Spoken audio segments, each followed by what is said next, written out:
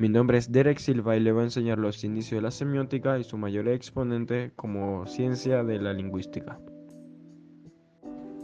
Bienvenidos a este video sobre la semiótica, una disciplina que explora el mundo de los signos y la construcción del sentido en la comunicación. En este video descubriremos cómo la semiótica se ha desarrollado a lo largo del tiempo y cómo influye en nuestra comprensión del mundo que nos rodea. La semiótica como teoría de los signos. La semiótica se ha perfilado tanto como una teoría general de los signos como un estudio de cómo asignamos significado y sentido en diversos contextos de la comunicación. En esencia, se trata de entender cómo funcionan los signos en nuestra sociedad. El significado en contexto.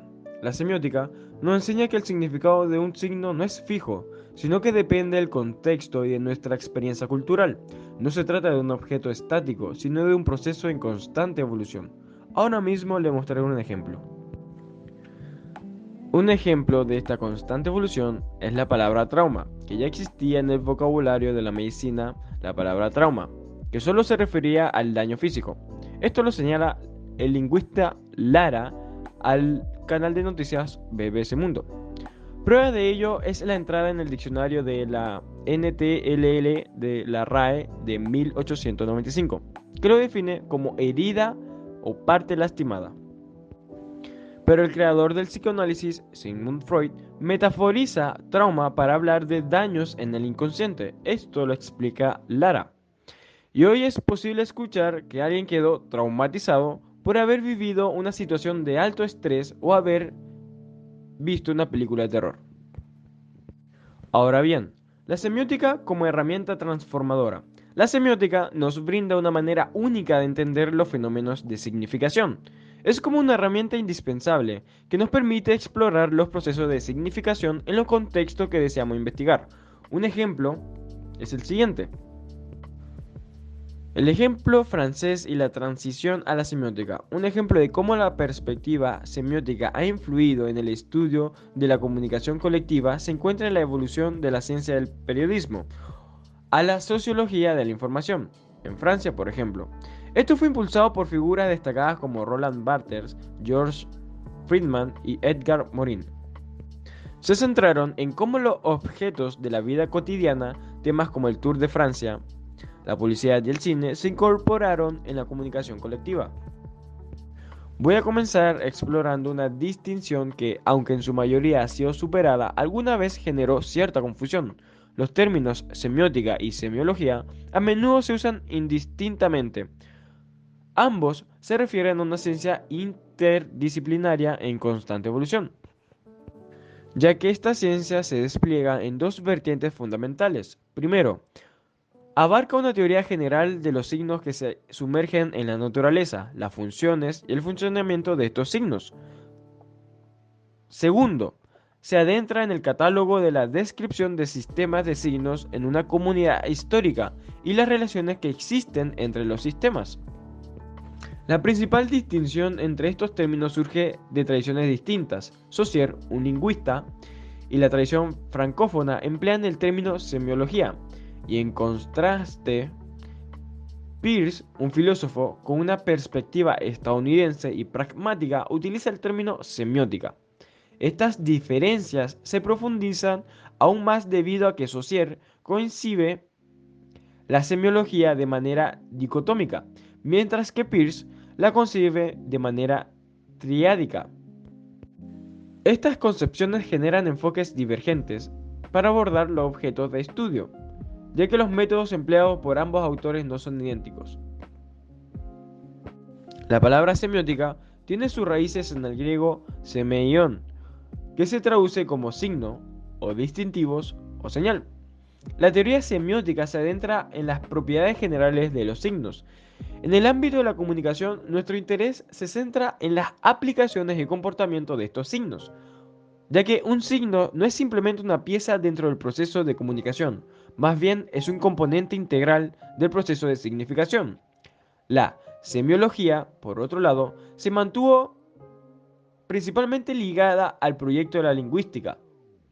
Peirce, en su calidad de filósofo, adoptó un campo de estudio más amplio, lo que llevó a caracterizar su ciencia como con un horizonte mucho más extenso que el de Saussure.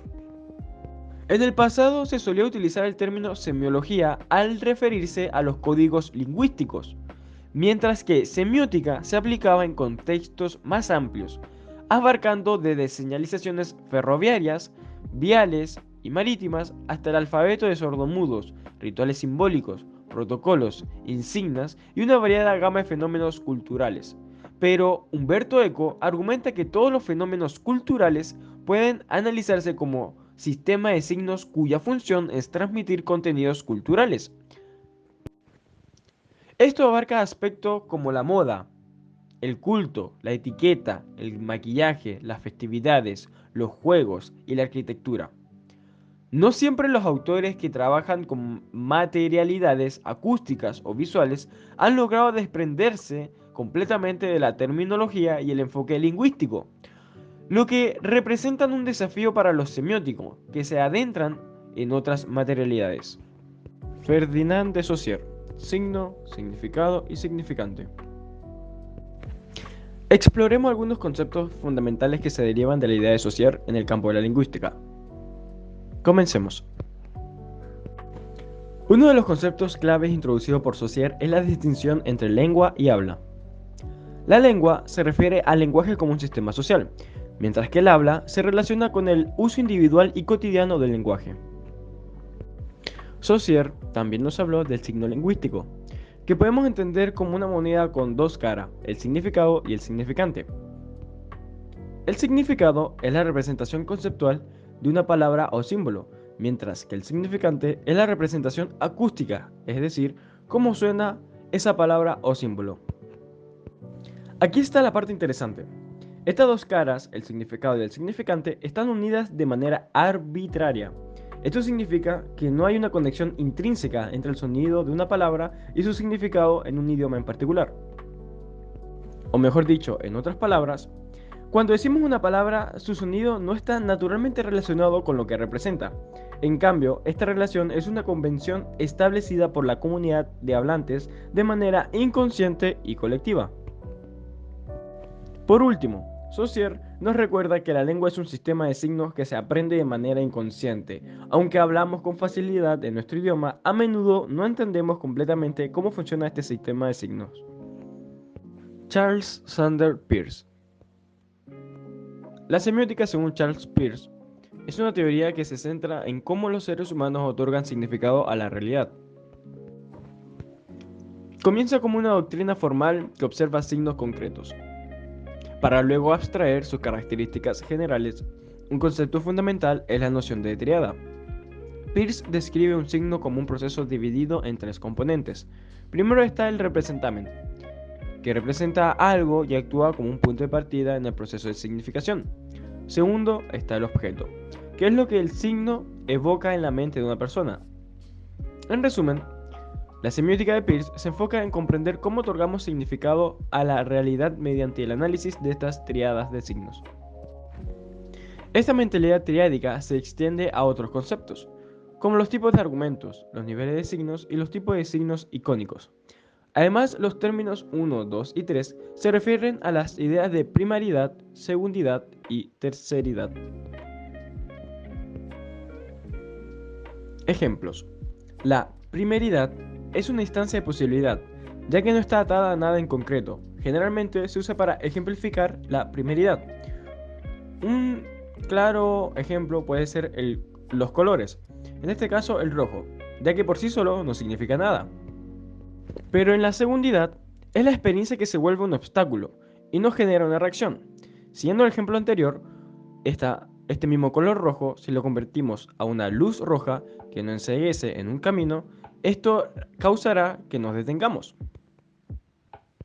Y por último, la terceridad, ya que es la experiencia de la ley y es el nivel del pensamiento que hace que relacionemos una reacción con una regla. Continuando con este mismo ejemplo, si esta luz roja la vemos en un puesto, en una ruta de una carretera, significa que hubo un accidente. Por ende, hay que bajar la velocidad o detenernos. Así que, en esencia, Peirce nos lleva a explorar cómo damos significado a nuestro mundo a través de estas fascinantes tiradas de signos y otros conceptos relacionados en el estudio de la semiótica. Umberto Eco. Exploremos los conceptos presentados por Umberto Eco en su obra La estructura ausente. En términos generales, la semiótica se centra en todos aquellos procesos culturales en los que la comunicación desempeña un papel fundamental. Esto incluye todas las formas en que los seres humanos interactúan siguiendo esas convenciones sociales que todos conocemos. Ahora bien, Umberto Eco nos presenta sus límites de la semiótica. Para Eco existen dos umbrales clave. El umbral inferior, que abarca signos naturales como estímulos, señales y datos físicos. Son los elementos más básicos que encontramos en la semiótica. Y el umbral superior, que representa la cultura en sí misma. Para Eco, la cultura es un fenómeno intrínsecamente semiótico, ya que Eco plantea dos hipótesis interesantes. La primera sugiere que debemos analizar la cultura como un fenómeno semiótico. Esto está en algún punto intermedio entre dos enunciados comunes. La cultura es pura comunicación y la cultura es simplemente un sistema de significados estructurados. Ya que en resumen lo que Eco nos quiere transmitir es que la cultura no se reduce únicamente a la comunicación o a la significación, sino que la cultura se entiende de manera más profunda cuando la observamos desde una perspectiva comunicativa o semiótica.